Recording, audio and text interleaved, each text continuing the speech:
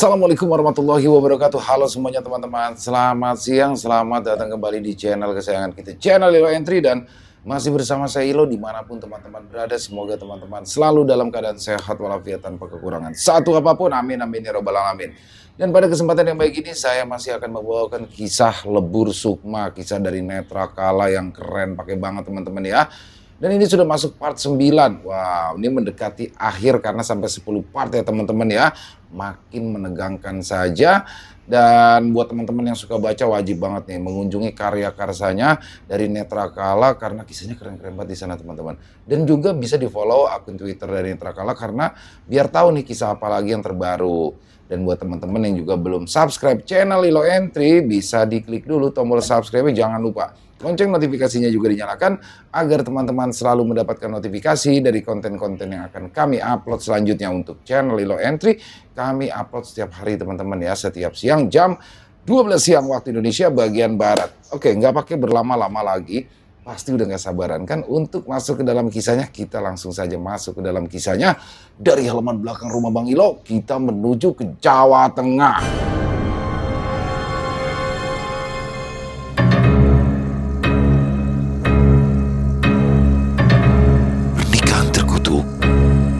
Malam Selasa Kliwon, Lebur Sukma part 9.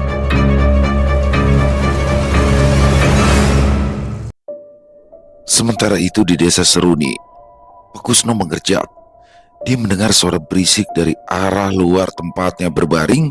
Rasa sakit di sekujur tubuhnya terasa begitu nyata. Apakah yang dilaluinya tadi hanya sebatas mimpi?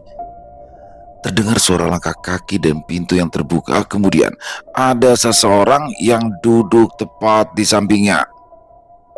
"Kenapa jadi seperti ini, Pak?" ucap Mbok Marni. Pak Kusno mengerang.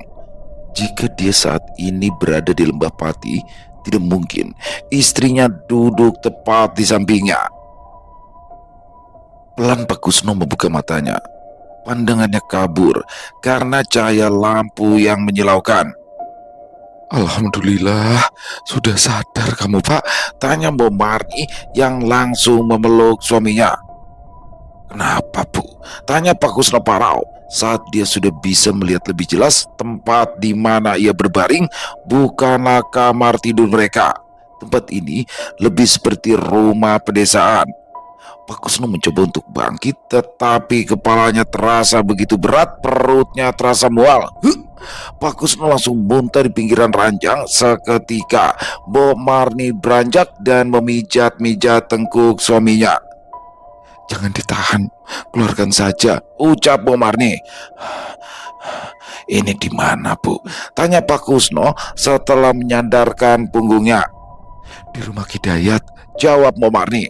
"Kidayat? Apa yang terjadi? Bagaimana dengan Dinda? Dan kenapa kamu di sini?" tanya Pak Kusno kaget dan langsung bergerak ke depan, membuat kepalanya langsung terasa pusing.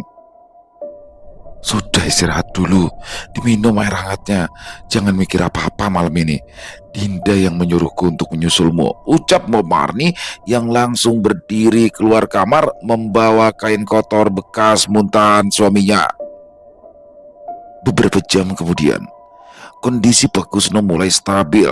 Dibantu Kidayat, efek negatif dari Lembah Pati dikeluarkan dari tubuhnya. Kini mereka berempat, termasuk Aryo, sedang duduk di amban ruang tamu ditemani secangkir teh yang masih mengepul. "Sebenarnya apa yang terjadi, Kus?"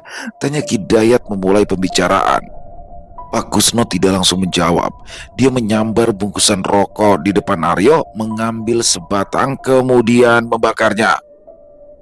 "Sepertinya demit itu memang berniat menghalangiku untuk ke Lembah Pati," kata Pak Kusno, diikuti dengan asap rokok yang keluar dari mulut dan hidungnya. "Ya tapi bagaimana bisa? Dengan kemampuanmu seharusnya sebelum maghrib kamu sudah sampai di tempat itu. Karena jarak dari sini ke Lembah Pati itu hanya membutuhkan waktu 1 jam, kata Kidayat. Sejak awal aku masuk ke hutan, mereka seperti sudah menggodaku. Aku tidak sadar Ternyata mereka membawaku ke dimensi yang berbeda. Terang Pak Kusno. Lantas, Pak Kusno menceritakan semua yang dialaminya, dari mulai bertemu dengan sosok wanita tua, sosok harimau, ular penjaga hutan, hingga sosok Sukri yang membantunya sampai ke gua yang ada di Lembah Pati. Jadi, kamu itu sampai di gua tepat saat maghrib menjelang? Tanya Kidayat keheranan. Pak Kusno mengangguk, lalu kembali menceritakan secara detail apa yang terjadi sesaat setelah ia masuk ke dalam gua. Syukurlah, beruntung kamu masih bisa selamat, Kus. Untung saja kami memutuskan untuk menyusulmu. Dan benar saja, saat kami tiba di Lembah Pati, kamu sudah terkapar dan banyak sekali luka di tubuhmu, ucap Kidayat. Demit itu yang melakukannya. Saat aku mengetahui cara untuk membakarnya, dia mengamuk dan mencoba membunuhku, ucap Pak Kusno. Loh, jadi sudah tahu cara untuk membakar Sengkolo? Tanya Mbok Marni bersemangat sembari memijat pelan kaki suaminya. Mendengar ucapan Mbok Marni, seketika Pak Kusno langsung menepukkan tangan ke jidatnya. Loh, kenapa toh Pak? Tanya Mbok Marni keheranan. Mati aku, Bu. Aku harus kembali ke tempat itu. Sengkolo itu bisa dibakar dengan cermin yang ada di Lembah Pati dan di kediaman Sukmaji, ucap Pak Kusno panik. Kus, tenang Kus, kata Kidayat. Waktuku tidak banyak. Cucuku yang jadi taruhannya, ya. Jika dia memilih menjadi istri Sengkolo, Sukmanya tidak akan pernah bisa ditolong lagi, kata Pak Kusno cepat. Kus, dengarkan aku dulu. Cermin itu sudah aku bawa kemari. Aku tahu ada sesuatu yang buruk di dalamnya, ucapnya sembari memberikan pandangan kepada Aryo untuk mengambil cermin yang dimaksud. Buru-buru Aryo bangkit dari dipan dan berjalan masuk ke dalam rumah. Bener, Red? Kamu membawa cermin itu? Tanya Pak Kusno menahan nafas. Kidayat mengangguk. Sesaat kemudian Aryo keluar dan membawa bungkusan persegi yang dibalut dengan kain putih. Ini kan yang kamu cari? Tanya Kidayat sambil membuka bungkusan kain putih itu. Saat Kidayat sudah selesai membuka dan mengangkat cermin itu, seketika angin dingin berembus dengan kencang membuat jendela rumah ikut bergetar. Pak Kusno segera menerima cermin itu, memperhatikan dengan seksama. Bagaimana caranya agar sosok itu bisa mati? Tanya Kidayat penasaran. Balurkan darah keturunan Sukmaji dan pecahkan tepat ketika malam Selasa Kliwon, kata Pak Kusno singkat. Berarti besok malam ya, Kus, kata Kidayat. Aku harus segera pulang ke rumah. Perasaanku benar-benar tidak enak, kata Pak Kusno. Tenangkan dirimu, Pak. Istirahat dulu, baru besok pagi kita pulang, kata Mbok Marni. Namun Pak Kusno menggeleng. Tidak ada waktu, Bu. Malam ini juga kita harus kembali ke rumah. Demit itu bisa melakukan apapun. Aku khawatir dengan keadaan Dinda, kata Pak Kusno tegas. Biar Aryo carikan mobil ya, ucap Aryo yang sedari tadi dia memperhatikan. Seketika mereka bertiga memandangnya. Memangnya ada mobil pinjaman selarut ini. Toh kondisi Kusno juga masih belum memungkinkan untuk perjalanan jauh, ucap Kidayat ragu. Pak Kusno mengabaikan Dayat.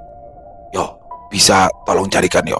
Berapapun biayanya saya bayar, ucap Pak Kusno serius.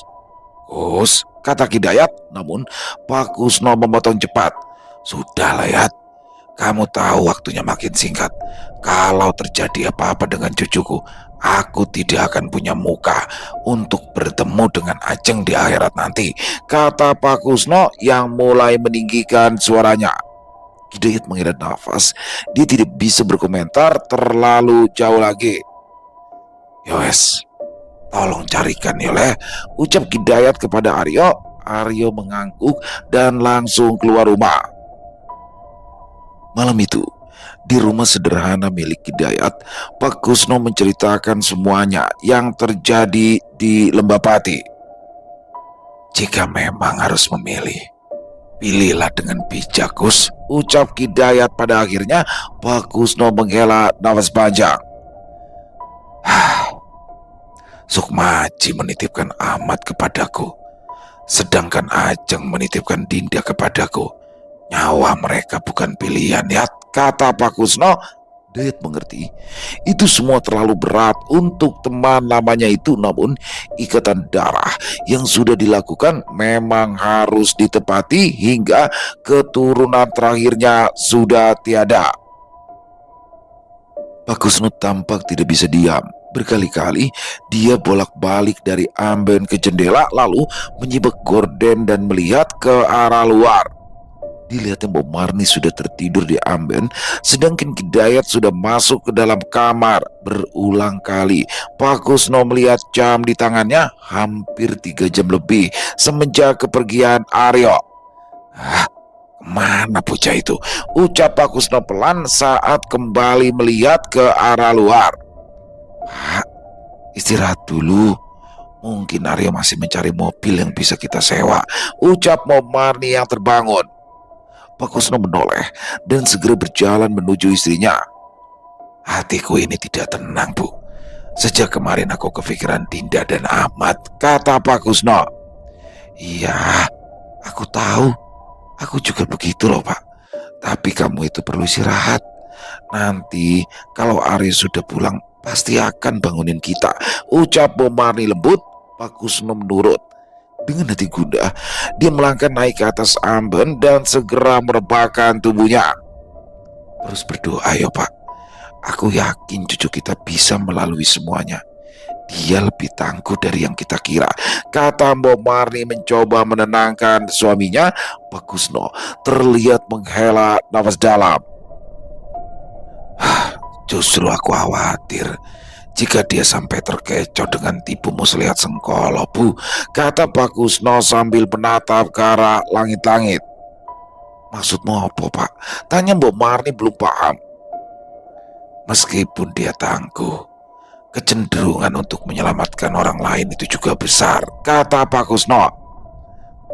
Kamu takut kalau Dinda akan menerima tawaran demit itu, Pak? Tanya Mbok Marni. Ya, aku takut jika pikirannya dimanipulasi, jawab Pak Kusno. Mbok Marni terdiam. Pikirannya melayang jauh, mengingat semua kejadian yang dilaluinya beberapa malam lalu saat bersama cucunya itu. Tidak, aku tidak percaya kalau Dinda ingin menukarkan jiwanya, ucap Mbok Marni menggelengkan kepala. Tak ada perbincangan lagi. Pak Kusno memilih diam dan terus memandangi langit-langit.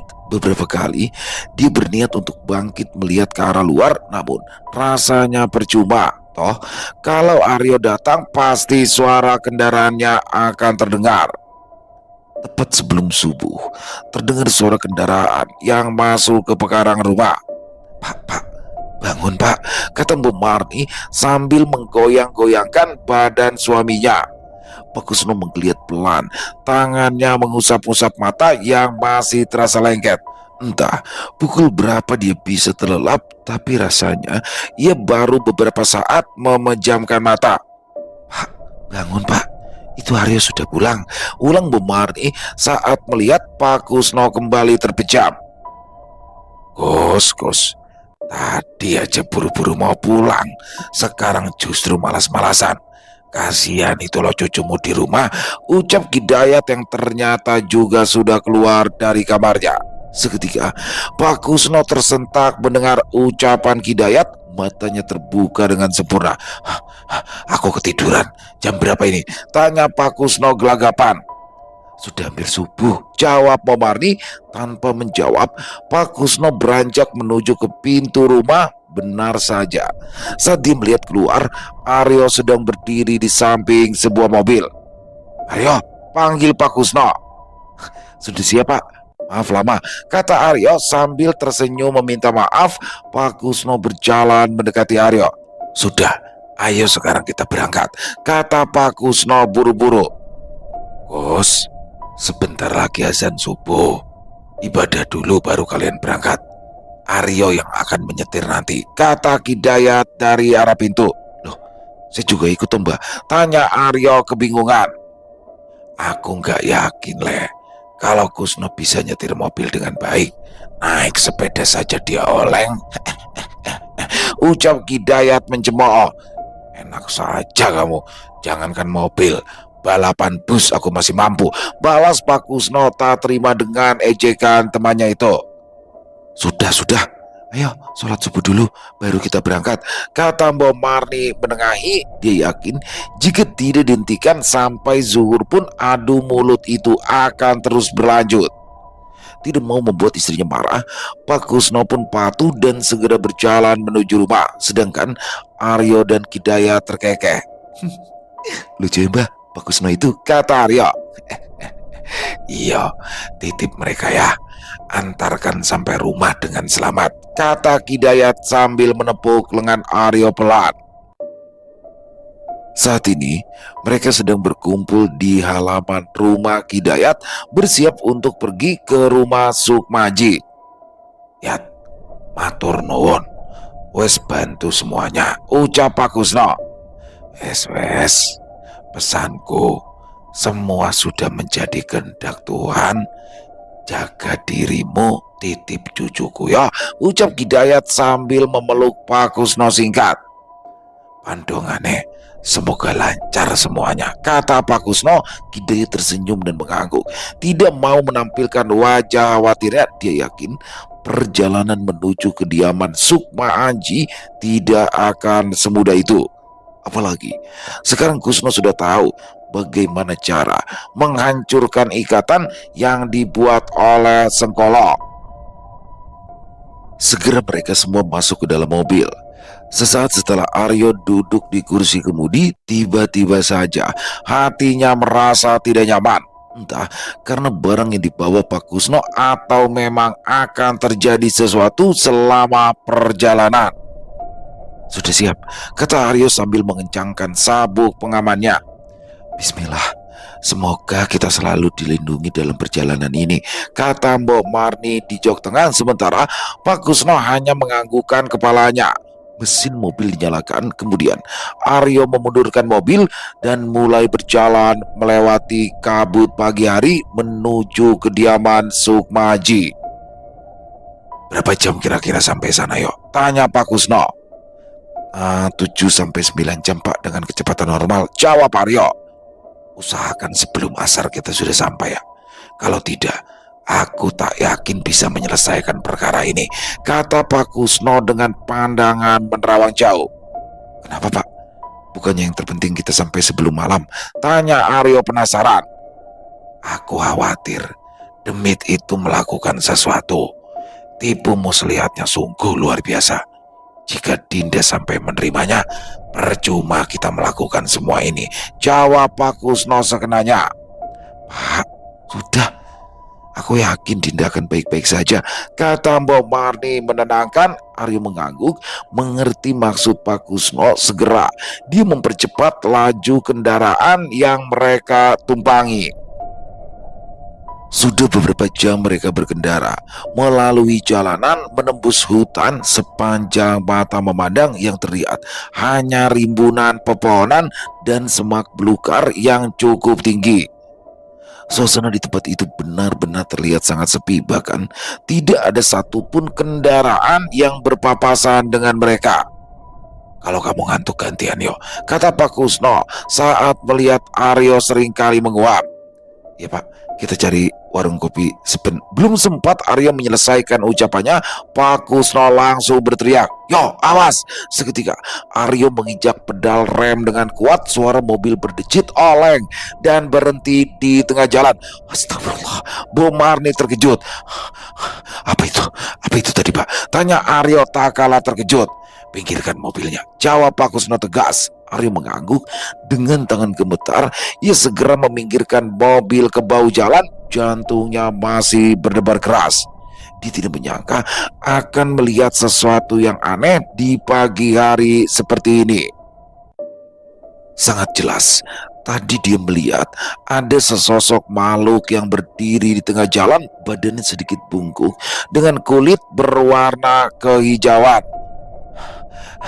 "Kalian tidak apa-apa?" tanya Pak Kusno memastikan kondisi Mbok Marni dan Aryo. Keduanya mengangguk. Aryo terlihat jauh lebih pucat dari sebelumnya. Dia tahu pasti pemuda itu juga melihat sosok Sengkolo yang berdiri tepat di tengah jalan. "Kita istirahat sebentar," kata Pak Kusno mengeluarkan rokok dan menyulutnya satu batang. Tadi itu Bapak?" tanya Aryo lagi penasaran. "Itu adalah sosok yang membuatku babak belur seperti ini," kata Pak Kusno datar. Aryo menelan ludah. Meskipun hidup dengan Kidayat, baru kali ini dia melihat sosok demit di depan mata dengan jelas, apalagi di pagi buta seperti ini. Pak Kusno menoleh ke arah Aryo. Dia melihat kekhawatiran terpeta jelas di wajah pemuda itu. "Setelah ini biar aku saja yang nyetir. Kamu istirahat saja di belakang. Setelah sampai batas kota, baru kita gantian," kata Pak Kusno. Aryo tidak sanggup menolak. Masih teringat sosok yang baru saja ia lihat, apalagi dia memang kelelahan setelah semalaman mencari mobil untuk bisa membawa mereka pergi ke tempat cucu Pak Kusno berada. Mereka melanjutkan perjalanan. Kali ini Aryo duduk di jok tengah agar bisa beristirahat, sementara Mbok Marni duduk di sebelah Pak Kusno. "Pak," kata Mbok Marni membuka percakapan. "Kenapa, Bu?" jawab Pak Kusno tanpa menoleh. Mbok Marni sedikit ragu dengan apa yang ingin dia sampaikan. Dia takut jika suaminya mengetahui apa yang sudah terjadi di rumah Sukma Aji, dia akan bertindak bodoh. "Bu," tanya Pak Kusno saat mendapati Mbok Marni justru terdiam. Terlihat Mbok Marni menghela nafas sebelum berujar. "Sebenarnya ada yang belum aku sampaikan padamu, Pak." "Soal apa?" tanya Pak Kusno masih fokus melihat jalanan. "Alasan kenapa aku menyusulmu. Sebenarnya saat aku masih di rumah itu, banyak kejadian yang terjadi. Salah satunya Ahmad yang tiba-tiba saja bisa berjalan, dan dia melukai Hamdan hingga sekarat," kata Mbok Marni memberanikan diri. Seketika Pak Kusno menginjak pedal rem. Aryo yang di belakang sedang tertidur otomatis terbangun. Tubuhnya terbentur jok yang ada di depannya. Astagfirullah, Mbok Marni kaget. Segera Pak Kusno meminggirkan lagi mobil yang dikendarainya. Aryo yang tidak mendengar percakapan awal mereka hanya mengerang kesakitan. Dia mengira bahwa ada sosok lain yang menghalangi jalan mereka. "Maksudnya bagaimana toh, Bu? Bagaimana Ahmad bisa melukai Hamdan?" tanya Pak Kusno kebingungan. "Hamdan itu memang bodoh. Dia itu terlalu ikut campur urusan Sukmaji. Aku mendengar dari Dinda, ternyata mereka berdua yang membuat Ratmi lepas dari ikatan yang sudah dibuat," kata Mbok Marni. "Ya, aku tahu itu. Ratmi yang memberitahuku saat aku mau pergi ke Lembah Pati," tambah Pak Kusno saat melihat raut wajah Mbok Marni kebingungan. "Ya, waktu itu kami sudah melarangnya untuk keluar kamar di malam hari. Tapi entah apa yang terjadi. Saat aku terbangun, Dinda sudah tidak ada di sampingku. Mulanya aku pikir dia itu sedang ke kamar mandi. Namun ternyata saat aku cek, kamar mandi kosong. Lantas aku memberanikan diri keluar untuk mencarinya," jelas Mbok Marni. Sesaat Mbok Marni terdiam, mengambil nafas dalam-dalam. "Terus," desak Pak Kusno. "Waktu aku keluar kamar, aku tahu ada yang tidak beres. Rumah sudah berantakan, barang-barang berserakan di lantai. Selain itu banyak darah berjajaran di lantai. Akhirnya aku melihat satu tubuh tergolek lemah di lantai, yaitu Hamdan," jelas Mbok Marni. Glek. Aryo menelan ludahnya. Bagaimana bisa ada sosok demit yang melakukan semua itu? Selama ini dia selalu yakin bahwa demit tidak akan pernah bisa membunuh manusia. Tetapi saat ia mendengar penuturan Mbok Marni, seketika keyakinannya memudar. "Lalu bagaimana dengan Dinda?"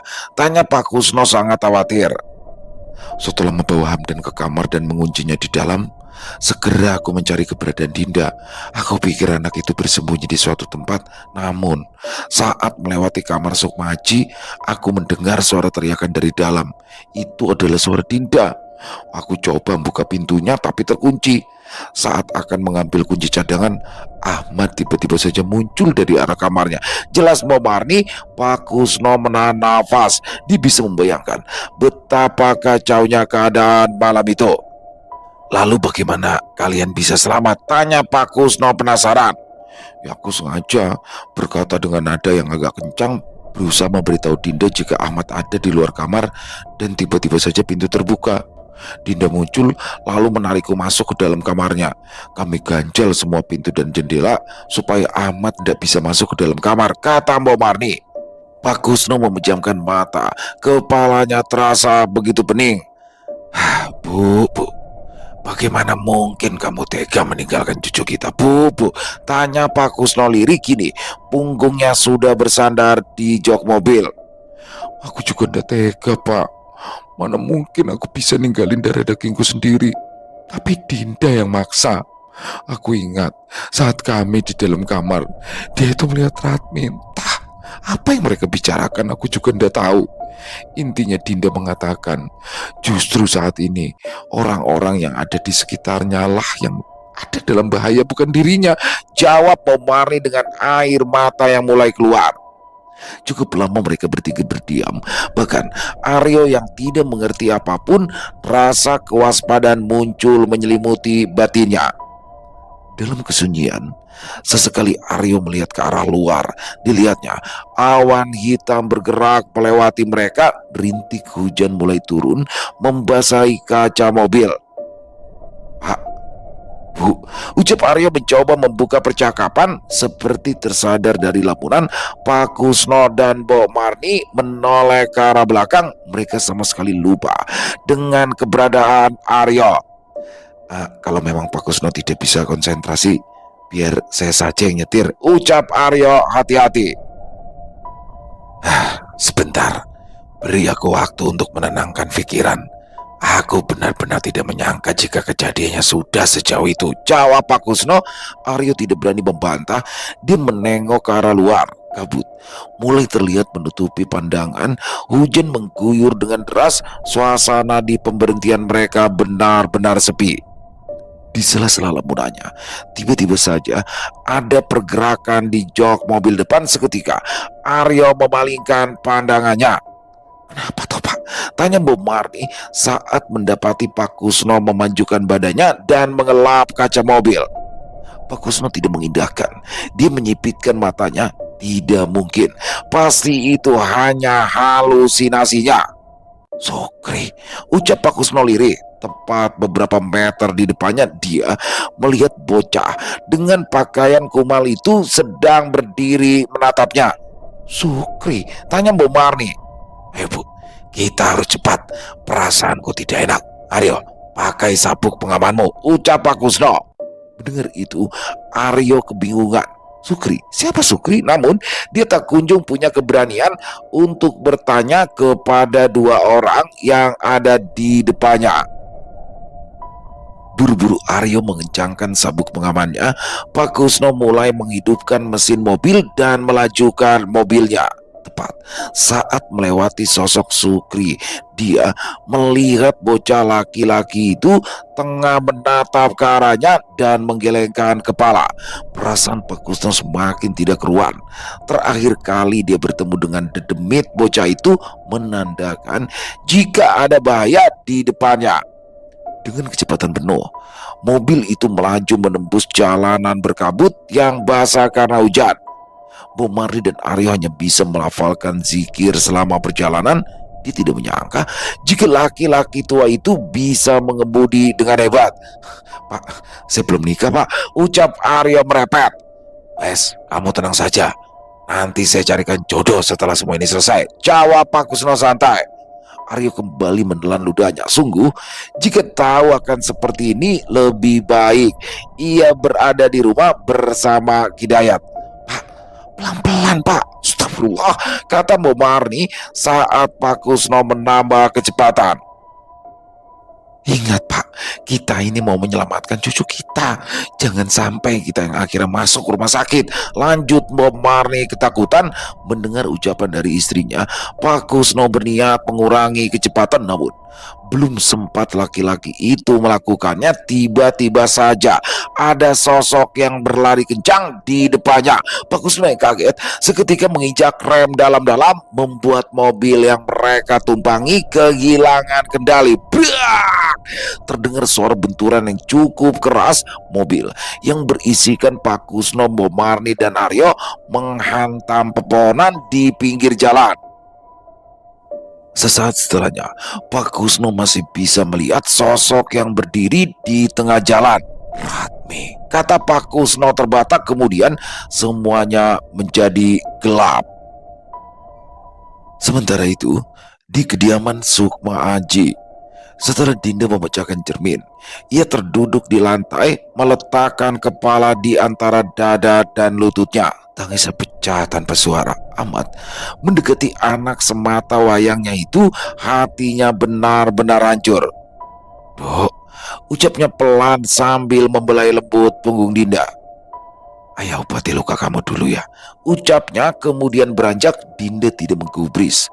Sesaat dia memandang Ahmad dan kembali memendamkan kepalanya. Tubuhnya benar-benar terasa lemas. Dia tidak punya tenaga untuk berkata apapun. Terdengar derap langkah kaki mendekat. Dinda merasakan ada yang menarik tangan kanannya lembut. "Kenapa kamu nekat seperti ini, Duk?" kata Ahmad parau. Dinda masih tidak menjawab, hanya sesekali terlihat menahan nafas dan merintih lirih saat Ahmad sedang mengobati lukanya. "Ini diminum dulu," kata Ahmad sambil menyerahkan segelas air putih. Dinda mengambil gelas itu, dia langsung meminumnya. Dia terheran, bagaimana mungkin air putih bisa membuat dirinya kembali pulih. Seketika Dinda menggelengkan kepalanya pelan. "Ya, maafin Dinda," ucap Dinda yang langsung memeluk Ahmad. Ahmad membalas pelukan anaknya itu, membiarkannya meluapkan semua rasa sakit yang ada di dalam batinnya. Setelah tenang, Ahmad segera meminta Dinda untuk kembali ke kamar. Dia sudah menyingkirkan lemari yang menghalangi pintu kamar anaknya. "Sekarang kamu tidur, biar ayah yang membereskan semua ini. Kalau perlu obat tidur, biar ayah ambilkan," kata Ahmad. Namun Dinda menggeleng. Perlahan beranjak dari duduknya, ia mulai berjalan. Saat sampai di ambang pintu, ia menolehkan kepala. Tempat itu benar-benar terlihat kacau. "Pak Hamdan gimana?" tanya Dinda parau. "Tidak perlu kamu pikirkan. Besok kita bawa dia ke rumah sakit.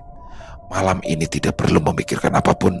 Istirahat," kata Ahmad sambil menuntun Dinda yang masih tampak sempoyongan.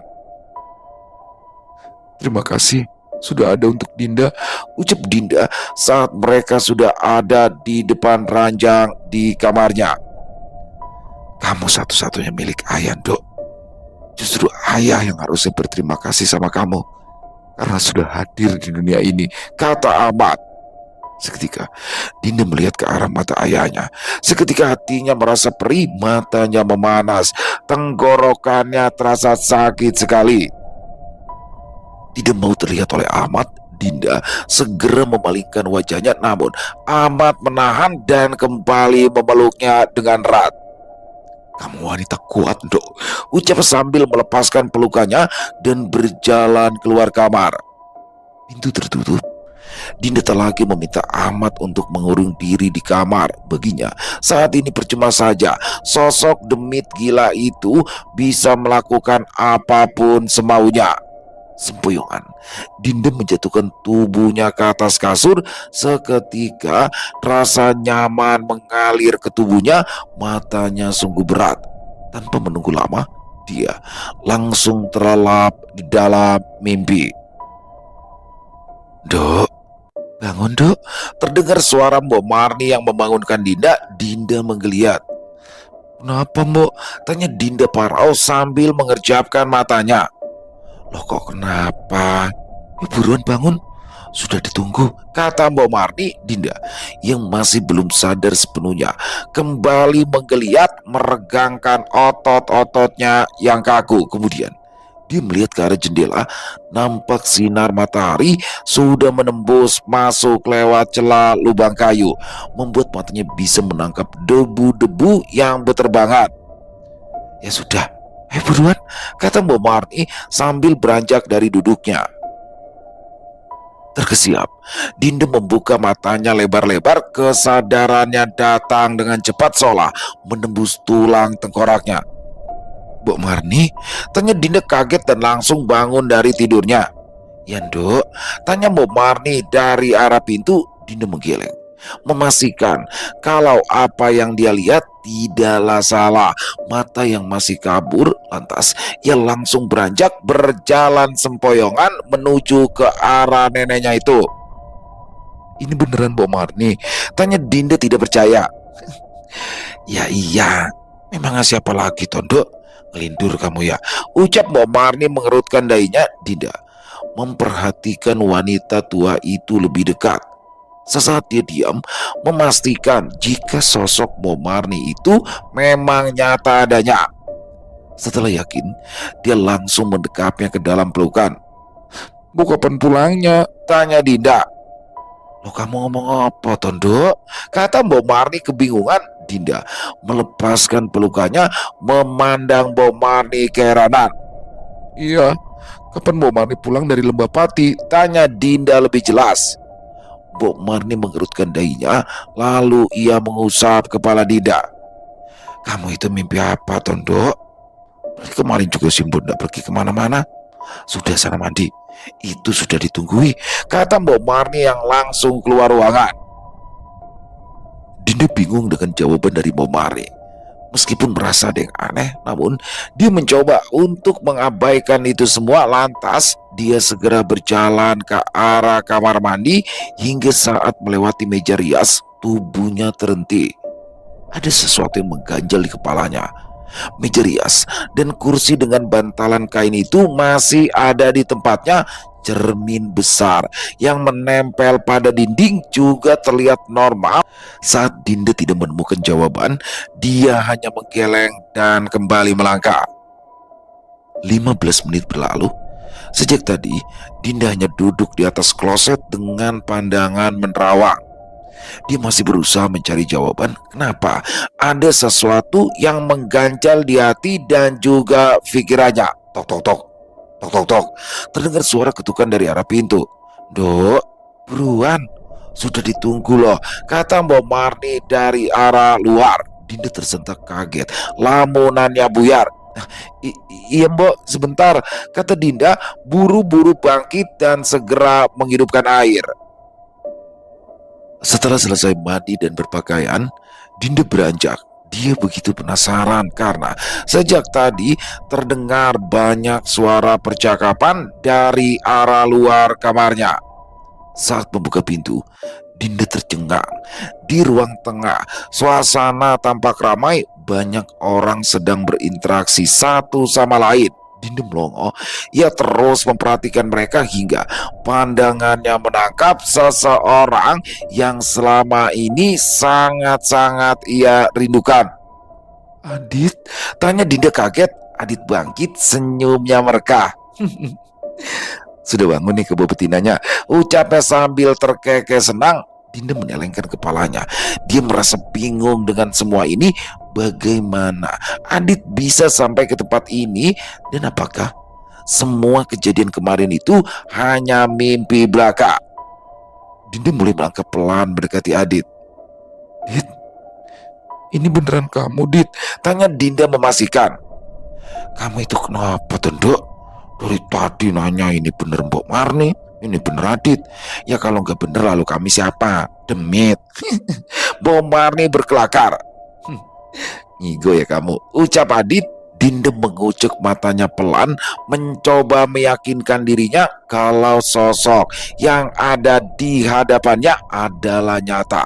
Kemudian saat sudah benar-benar yakin, dia langsung menghambur memeluknya dengan erat. Dit, kok bisa sampai di sini? Tanya Dinda. Malu, malu tuh dilihat ada Mbok Marni sama orang-orang, ucap Adit sambil membelai lembut punggung Dinda. Dinda segera melepaskan pelukannya. Saat dia melihat ke sekitaran, ternyata memang benar. Orang-orang tengah memperhatikannya dengan tawa di wajah mereka. Jawab dulu, gimana kamu bisa sampai di sini? Ulang Dinda penasaran. Tuh kan bener, Mbok. Wanita ini kebanyakan tidur, jadi lupa segalanya, kata Adit sambil menengok ke arah Mbok Marni. Iya, dengan hari pernikahannya sendiri aja dia bisa lupa. Mungkin memang kebanyakan tidur. Keke Mbok Marni. Hah? Pernikahan? Tanya Dinda tidak paham. Kamu beneran lupa kalau kita bakalan nikah hari ini? Tanya Adit keheranan.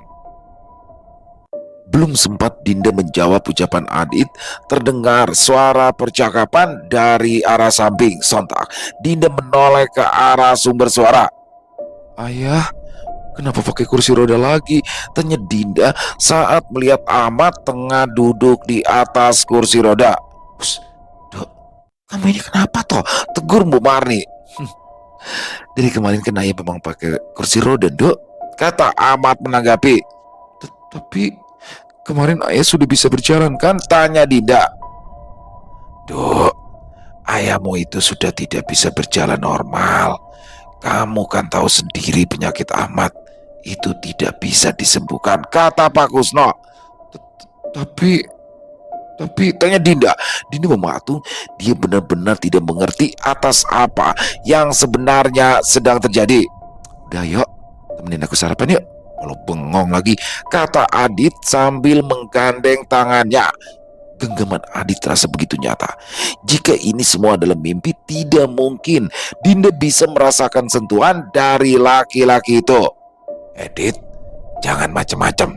Sabar dulu sampai nanti selesai ijab, goda Pak Kusno. Adit hanya terkekeh dan kembali menarik tangan Dinda. Sesampainya di dapur, segera Adit menarik kursi dan memintanya untuk duduk sementara dia sibuk menyiapkan sarapan. Emang benar hari ini adalah hari pernikahan kita? Tanya Dinda masih tidak percaya. Iya, setelah sarapan kamu nanti dirias sama mereka ya, Din, jawab Adit tanpa menolehkan kepalanya. Meski merasa ada yang janggal, namun akhirnya Dinda hanya menghela nafas. Dia berusaha meyakini jika hari ini memang benar acara pernikahannya dengan Adit. Tapi kenapa perasaannya begitu datar? Selesai sarapan, Dinda pun diminta segera kembali ke kamar untuk dirias. Ini bajunya ya, Nduk, kata Mbok Marni dari arah samping ranjang. Sekilas Dinda melihat ke arah cermin. Dilihatnya sosok Mbok Marni sedang menaruh satu set kebaya berwarna kehijauan. Ya, Mbok, jawab Dinda singkat. Cukup lama Dinda dirias. Setelah selesai, ia segera mengenakan pakaian yang sudah disediakan. Saat bercermin, Dinda sedikit pangling dengan dirinya sendiri. Kini dia melihat sosok wanita cantik yang berdiri menatapnya dengan balutan kebaya dan riasan yang sederhana. Dibantu oleh penata rias, Dinda pun mulai berjalan menuju ke arah pintu. Dengung percakapan mulai terdengar jelas di telinganya. Pintu terbuka.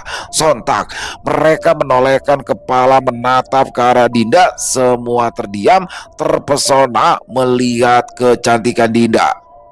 Hingga satu orang laki-laki berdiri, Adit, dengan balutan baju beskap senada dengan yang Dinda kenakan, tersenyum lebar ke arahnya. Dinda dituntun melangkah maju, diminta untuk duduk di bangku yang sudah disediakan. Di sampingnya, Adit tersenyum senang. Namun entah kenapa, senyuman itu lebih seperti sebuah seringai mengerikan. Adit mulai berjabat tangan dengan Ahmad. Saat akan mengucapkan janji suci, seketika terdengar jelas suara seorang laki-laki dengan nada tegas di telinga Dinda. Dok, ucap suara laki-laki itu. Dinda sedikit tersentak. Dia sangat mengenali suara itu. Dengan cepat dia menolehkan kepalanya ke kanan dan ke kiri mencari keberadaan sosok Sukma Haji. Namun Bukannya menemukan sosok Sukma Aji, justru dia mendapati orang-orang sedang menatapnya dengan pandangan kosong. Wajah mereka begitu pucat, seperti tubuh yang sudah meninggal selama beberapa jam.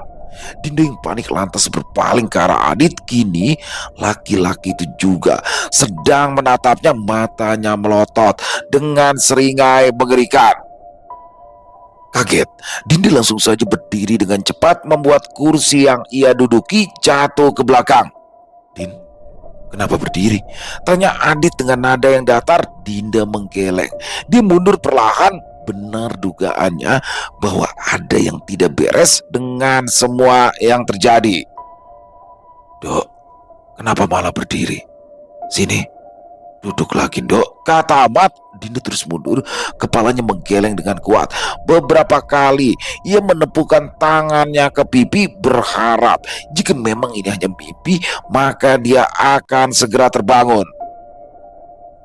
Kemudian Dinda tersentak, lirih, terdengar suara yang sangat ia takuti. Pelan dia mendengar suara wayangan dari arah yang tidak jauh dari tempatnya berdiri. Kini semua orang benar-benar sedang menatapnya. Adit terlihat bangkit dari kursinya, senyumnya masih menyeringai mengerikan. "Din, duduk. Duduk sini atau harus kupaksa," kata Adit datar. Dinda yang ketakutan hanya bisa menggerakkan tubuhnya ke arah belakang hingga punggungnya menyentuh dinding.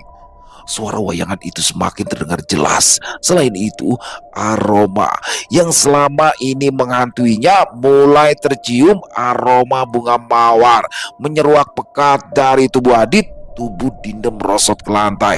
Telapak tangannya menutupi wajah, namun dia masih bisa mendengar suara langkah kaki yang mendekatinya. Dinda tersentak. Ada yang menyentuh jemarinya, berusaha untuk menarik tangannya dari wajahnya. Entah karena kekuatan sosok itu atau Dinda yang memang terlalu lemah sehingga dengan mudah ia bisa melepaskan tangannya. Mata Dinda masih terpejam rapat. Dia tidak mau melihat apa yang ada di depannya. Rasa trauma saat melihat jasad Ahmad benar-benar menguasai pikirannya. "Melek, buka matamu," ucap suara parau. Seketika Dinda membuka mata. Dia tidak bisa menolak. Ada dorongan entah dari mana yang membuatnya menuruti perkataan Adit. "Dino iki aku karo kowe bakal dadi siji salawasen, Dok. Hari ini aku dan kamu akan menjadi satu selamanya, Dok," kata Adit yang badannya tiba-tiba saja mengejang seperti orang sakit ayan. Dengan lambat sosok Adit berubah. Kulitnya mulai mengelupas, sisik-sisik berwarna hijau muncul menggantikannya. Rambutnya rontok menyisakan beberapa helai. Bibirnya berubah menjadi garis lurus saja. Dinda menjerit tertahan. Dengan jarak sedekat ini, sosok Sengkolo kembali menampakkan wajahnya yang mengerikan. "Din," terdengar suara dari arah samping. Dinda tidak mau menoleh. Dia tahu itu adalah suara ayahnya. Jauh lebih baik menatap sosok Sengkolo yang mengerikan ketimbang dia melihat jasad ayahnya yang tergantung lagi. "Dok," terdengar suara Bob Marley dan juga Pak Kusno, namun kali ini berasal dari sisi lainnya. Dinda memaksakan matanya untuk terpejam. Dia benar-benar tak mau melihat lagi orang-orang yang dicintainya meninggal dunia dengan cara mengenaskan. Suara-suara itu terus bermunculan, berdengung, saling bersautan di kepalanya. Tatahan. Akhirnya Dinda membuka mata dan menoleh ke arah kanan. Benar saja, dia kembali melihat sosok Ahmad ayahnya yang tergantung persis di ambang pintu. Kemudian, ia memalingkan pandangan ke arah depan. Pemandangan yang lebih mengerikan justru terlihat di sana. Semua orang yang ada di ruangan itu sudah menumpuk menjadi satu. Tubuh mereka bertumpuk di tengah ruangan dengan kepala yang menghilang entah kemana. Ruang tengah kediaman Sukma Aji kini berubah. Yang semula penuh dengan seru dan tawa bahagia pernikahan kini terasa seperti sebuah tempat pembantaian yang mengerikan. "Din, tolong!" Terdengar suara lirih. Dinda menjerit kencang. Dia melihat kepala Mbok Marni menggelinding pelan menyentuh ujung kakinya dan menangis saat menatapnya. "Dadi bojoku, utawa wong-wong iku bakal mati. Jadi istriku atau orang-orang itu akan mati," ucap Sengkolo sambil membelai pipi Dinda dan menjilatinya.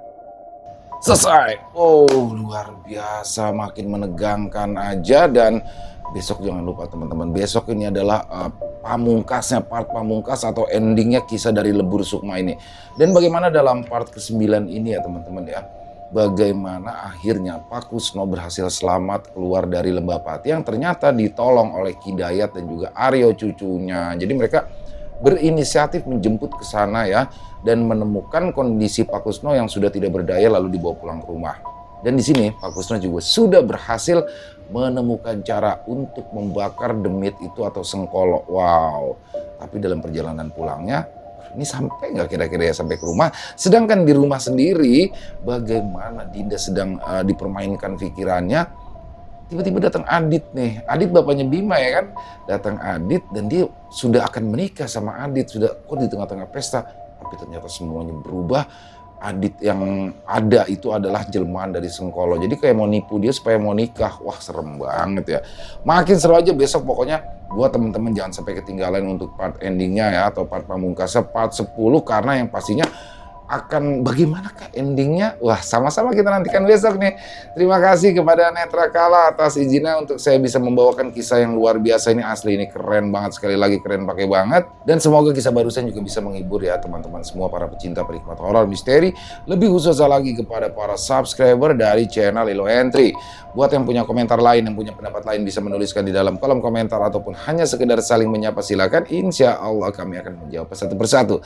Buat teman-teman yang suka dengan videonya bisa diklik tombol like-nya ya, tombol jempolnya boleh juga dong dibantu di-share link videonya ini ke teman-teman yang lain agar juga ikut merasa terhibur. Di akhir kata, saya Ilo mengucapkan permohonan maaf apabila mungkin dalam pembawaan kisahnya barusan ada kata-kata saya yang salah ataupun ada kata-kata saya mungkin yang kurang berkenan. Saya mohon dibukakan pintu maaf yang seluas-luasnya. Sampai berjumpa lagi di konten-konten kami selanjutnya. Masih bersama saya Ilo di channel Ilo Entry. Salam sehat, sukses selalu untuk kita semua. Wassalamualaikum warahmatullahi wabarakatuh.